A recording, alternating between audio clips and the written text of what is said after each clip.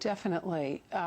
It's an honor to have this poem on a busy street corner outside a subway stop that's well used, and it's also very. I find it very moving that people who use that stop every day, that's their stop on the Orange Line,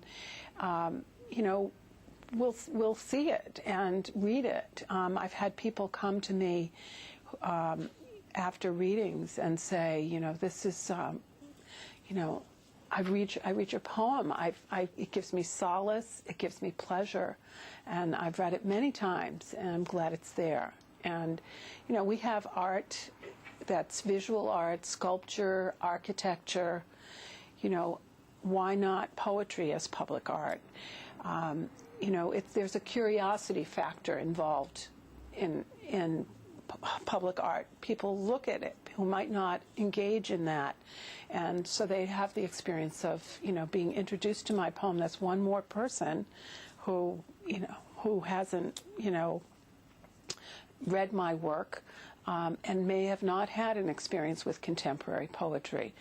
I think in this country there are a lot of people who, once they finish their formal schooling, don't set foot in a bookstore or library. And yes, that's a shame. And any way that we can have people, realize that there is solace and pleasure in poetry or other art, I think it's great. And it's the greatest thing for a poet to have just people you'd never expect to read your work. Read it as a result of that.